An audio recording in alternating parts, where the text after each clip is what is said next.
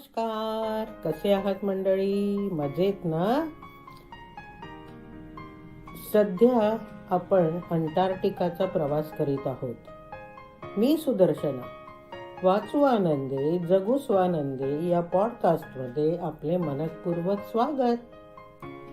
मागच्या भागात आपण भारतीय विज्ञान केंद्र मैत्रीचे कार्य कसे चालते याबद्दल माहिती घेतली होती. या भागात आपण जाणून घेऊया अंटार्क्टिकाला जाण्यासाठी आपली निवड तर झाली, पण पुढची तयारी कशी करायची जाणून घेऊया.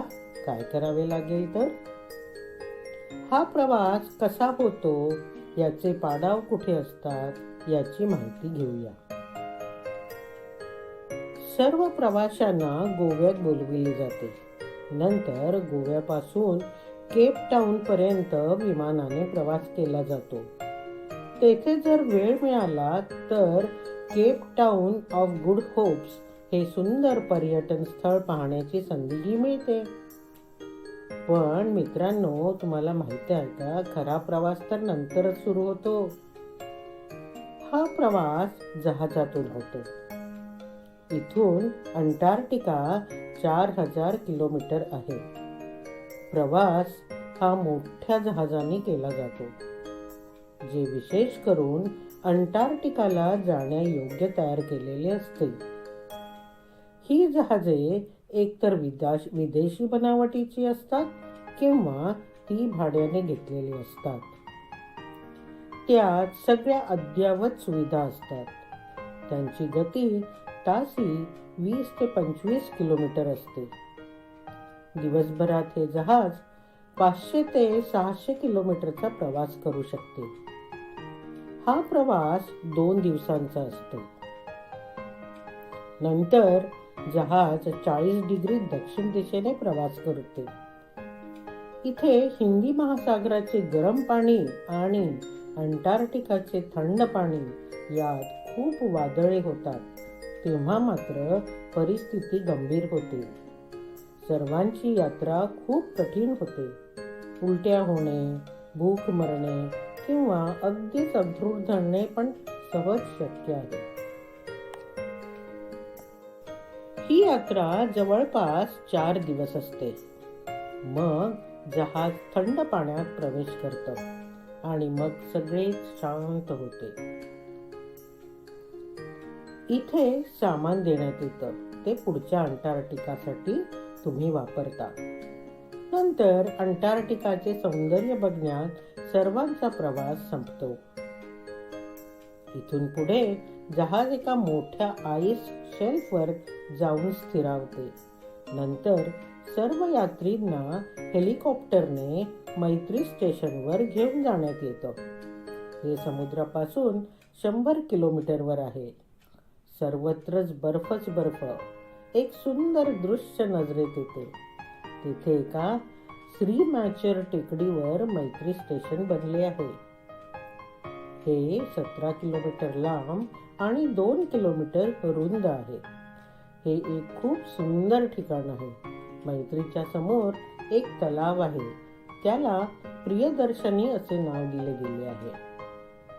मैत्री हे ठिकाण पृथ्वीच्या पाठीवर 70 डिग्री 45 मिनिट आणि 39 सेकंद दक्षिण लॅटिट्यूड आणि 11 डिग्री 44 मिनिट 48 सेकंद पूर्व लॅटिट्यूड यावर स्थिर आहे.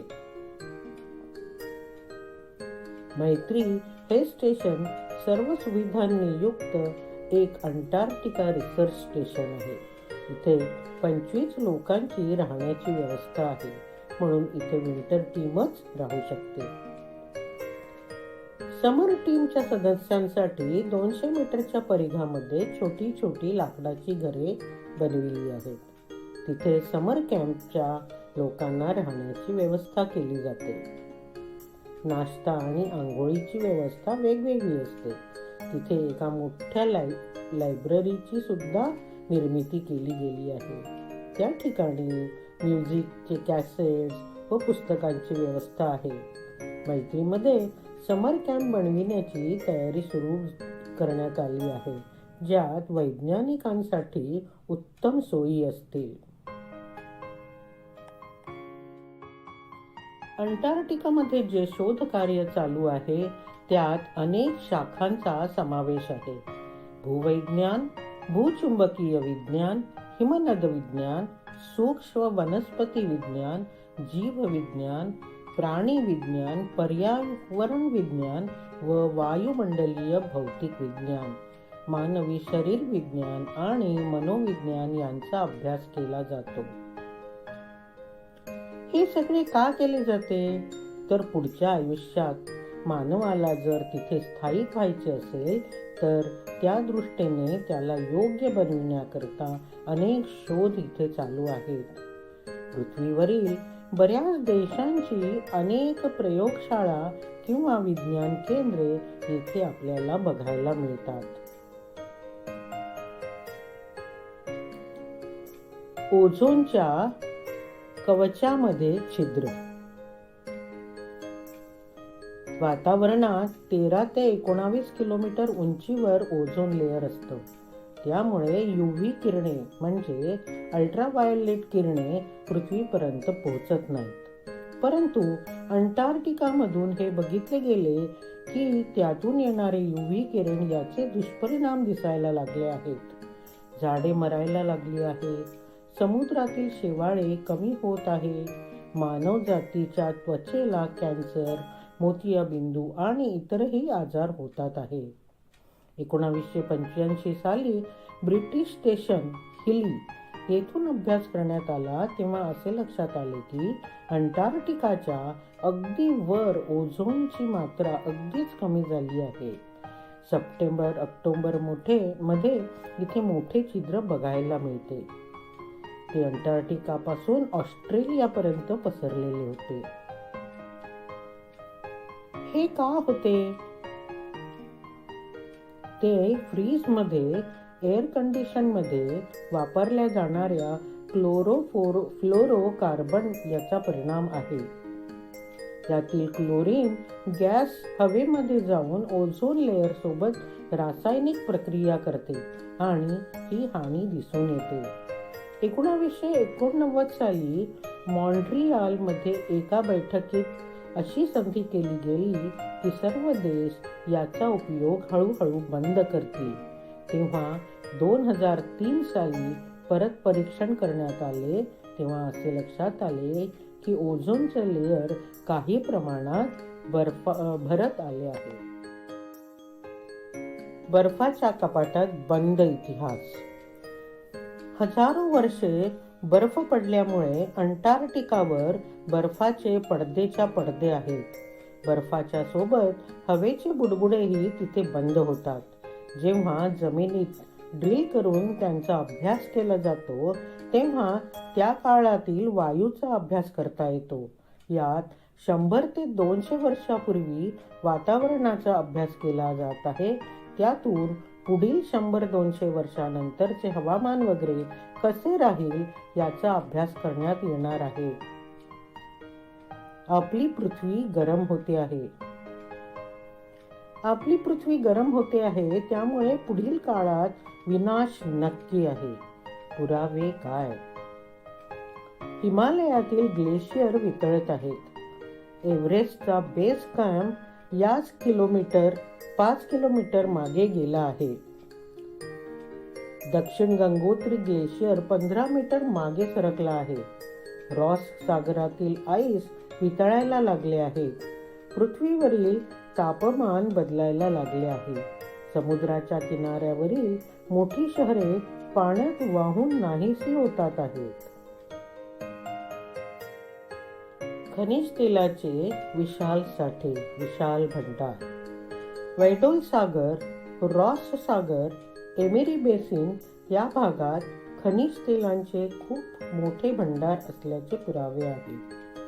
1990 साली झालेल्या करारात सर्वांच्या सहमतीने कुठल्याही तऱ्हेचे खनन पुढील 50 वर्षे केले जाणार नाही असा करार पारित केला गेला आहे.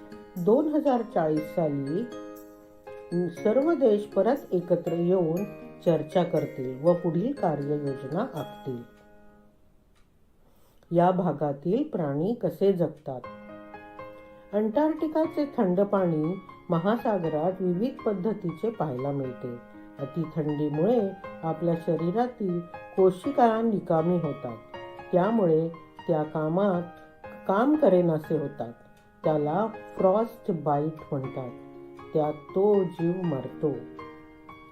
जसे थंडीत नळातील पाणी गोठून पाईप फुटतात, अशा ठिकाणी जर त्याला गरम गोष्टींनी झाकून ठेवले तर त्याचे रक्षण होते. याचप्रमाणे येथील सजीव प्राण्यांची आपल्या शरीरातील आतील भागात एक चरबीचे 5 इंचाची परत बनविली आहे. पक्ष्यांना एवढे जड चरबीचे वजन उचलता येणे शक्य नसल्यामुळे त्यांनी शरीराच्या आत एक चरबीची लेयर असते व त्यावर पंखांच्या एक वेगळे आवरण असते. यामुळे ते याही वातावरणात जीवित राहू शकते. शेवाळे थंडीच्या दिवसात आपल्या शरीरातील पाणी फेकायला सुरुवात करते. पूर्ण थंडीच्या दिवसात बिना पाण्याने वाळून जाते. नंतर परत पाण्याचा स्पर्श झाला की पुन्हा जीवित होतात. काही माशांनी आपल्या शरीरातील रक्तातील ऑक्सिजन नेणाऱ्या कोशिकाच काढून टाकल्या आहेत. त्यामुळे पांढऱ्या रंगाच्या रक्त उबदार ठेवायला कमी ऊर्जा खर्च होते. सूक्ष्म झाडे आणि किडे. अंटार्क्टिकाच्या खडकांवर जवळपास 260 प्रकारचे शेवाळे बघायला मिळतात. या शेवाळांचा आधार घेऊन त्यात सूक्ष्म जीव जगतात. आतापर्यंत 190 प्रकारचे कीटक शोधण्यात आले आहेत. याशिवाय पेंग्विन आणि इतर पक्ष्यांच्या अंगावरही कीटक आहेत. इथे गवताच्या प्रकार व जाड पेशीवाली झुडपे बघायला मिळतात. लॅक्टॉन नावाची वनस्पती ही पाण्यावर तरंगणारी वनस्पती आहे. काही वनस्पती शेवाळे उन्हाळ्यात उगवतात. त्यांना भरपूर ऊन, पाणी आणि पॅक आईस नावाच्या शेतीची जमीन मिळते. त्यामुळे ते पिवळे शेवाळे खूप चांगल्या तऱ्हेने पनपतात. क्रील कीटकांचे हेच खाद्य आहे. अंटार्क्टिकाच्या जीवनाचा आधार क्रील कीटक. क्रील याचा अर्थ व्हेलचे जेवण. क्रील हा एक छोटा झिंगा आहे. हा किडा आपल्या अंगठ्याच्या आकाराचा असून हलक्या पांढऱ्या रंगाचा व 2 मोठे मोठे काळ्या डोळ्यांचा कीट आहे. प्लॅंक्टन समुद्रावर तरंगणारी वनस्पती यावर आपले शरीर पोसतो. खूप संख्यांमध्ये याची प्रजाती तयार होते. याचा समूह शेकडो किलोमीटर पसरलेला दिसून येतो. 7 महिने बिना खाता पिता राहू शकतो. आपल्या शरीराचे इतर भाग खाऊन जीवित राहतो. तो तेव्हा अगदी छोटा होतो. भोजन मिळाल्यावर पुन्हा मोठा होतो. त्याचे आयुष्य 10 वर्षापर्यंत असतो. या क्रीलचे भोजन करून पेंग्विन, व्हेल, सील जीवित राहतात. पण पक्षी यावरच जीवित असतात. याच झिंग्यावर जगण्यासाठी बरेच प्रवासी पक्षी इथे येतात, घरटी बनवतात, पिले मोठे करून थंडीपूर्वी परतीच्या प्रवासाला लागतात. मित्रांनो, तुम्हाला हे सांगायचे आहे की इथे मिळणारी सील ही मासळी आहे की कुठलं दुसरं जनावर? अंटार्क्टिकामधील सगळ्यात मोठं जनावर व्हेल मासा. अंटार्क्टिकामध्ये 8 प्रकारचे व्हेल मासे क्रील कीटक खायला येतात. ते सस्तन प्राणी आहेत. त्यांची पिले आईच्या दुधावर मोठी होतात. निळे व्हेल मासे सर्वात मोठे आहे. त्यांची लांबी 100 फीट असू शकते आणि वजन 120 टन. एका निळ्या व्हेल पासून 24 ते 25 हजार लिटर तेल निघते. 1930 साली 39,000 व्हेल मारले गेले होते. लेपर्ड व्हेल दुसऱ्यांना मारून खातात. किलर व्हेल हा दुसरे सील मासे पेंग्विन मारून खातात. जर या किलर व्हेलला पॅक आईसवर सील किंवा पेंग्विन दिसला तर त्याच्यात इतकी शक्ती असते की तो नुसत्या मुसंडीनेच त्यांचे तुकडे करून टाकतो. मित्रांनो, आजच्या पॉडकास्टमध्ये इतकेच. भेटूया पुढच्या महिन्यात 4थ्या रविवारी अंटार्क्टिकाबद्दल अजून जाणून घेऊया. अंटार्क्टिका हे जगातील एक रहस्यमय आणि आश्चर्यकारक परंतु सुंदर ठिकाण आहे. याचा प्रवास आपण पुढल्याही पॉडकास्टमध्ये करणार आहोत बरं का.